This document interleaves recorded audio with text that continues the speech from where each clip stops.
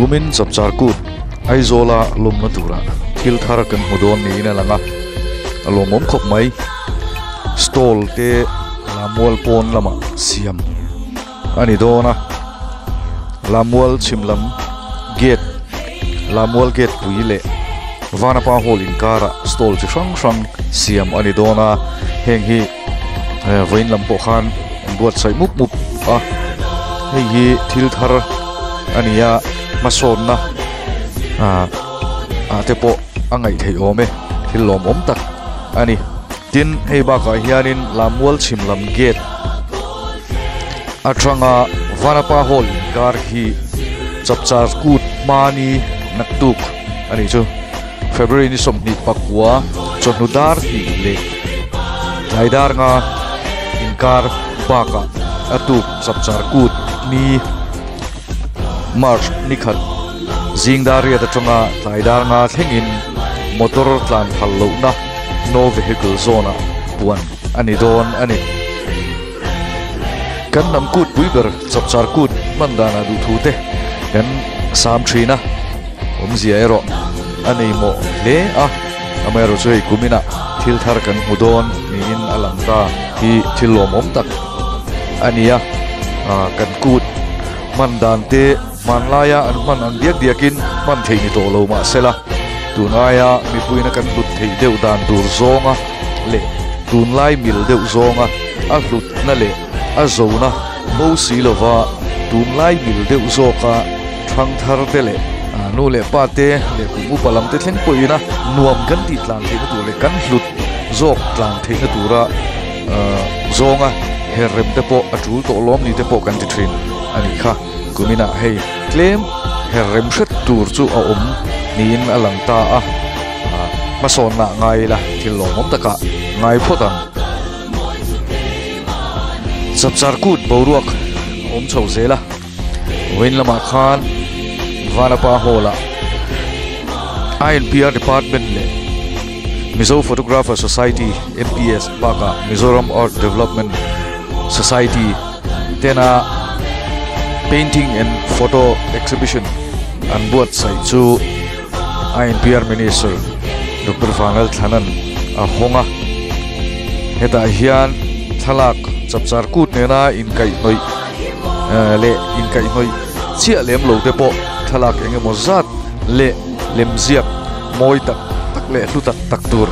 enge mozat tholan ania heng thalak te le lemziak te hi adu tan chuan le thei tur poa ruaman ani nge ani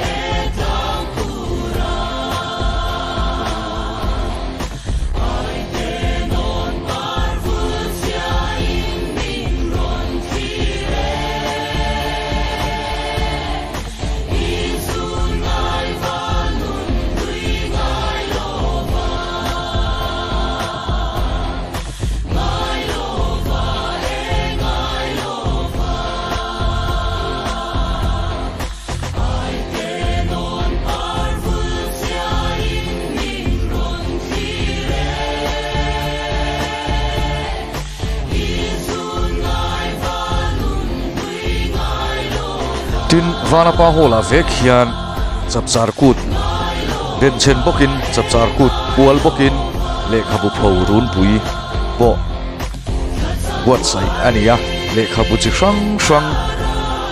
phô chua ania heng te hi adu tan lei thei ania heng te hi painting and photo exhibition le khabu phorun pui te hi tunkar zirtop ni march ni khat chapchar kut thengin adu apiang tan tlo thei ani don ani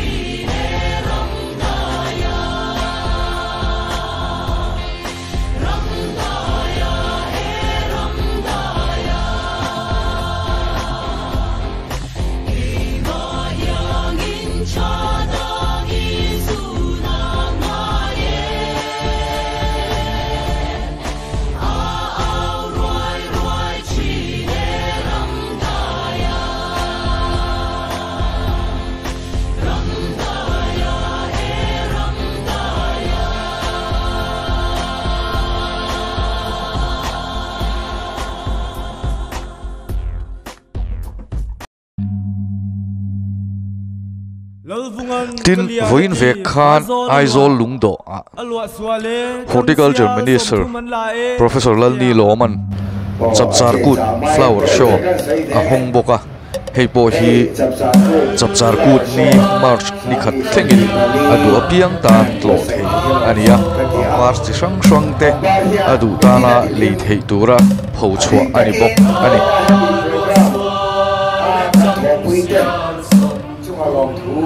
suy nghĩ sẽ hết chặt chặt cốt sáng đi sập đi bali thì rồi tụi tụi đi bọc ba hiện đi đâu rồi á lần về đặt ra hết ba mươi một thanh niên đi ra bọc ba cái giải cho cần đi thì này nên các bạn thấy là đồng muốn cái gì á hết chặt cốt flower show sáng đi sập đi bali hi ai khiang giải tụi te song ta ai khiang nang mana haya changha za le nei la in le jang chuan chuan he chap cha kut flower show ang ni pali lim takin ta hene haya changha za le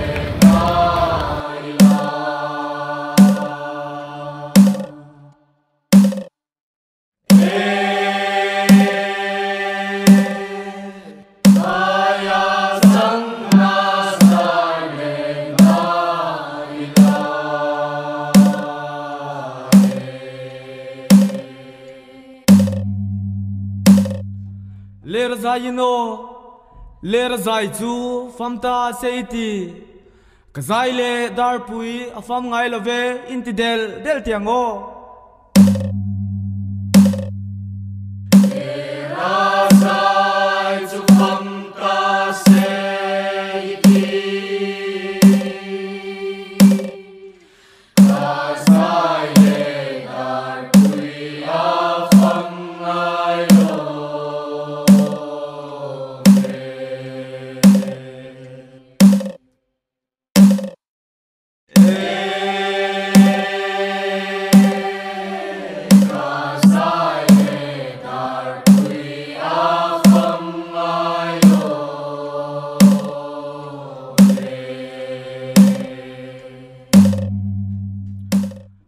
nei la ya zain zuang il hiape kan kholam lung ngen thiang tlang zuang il hiape intile tiam zuang il hiape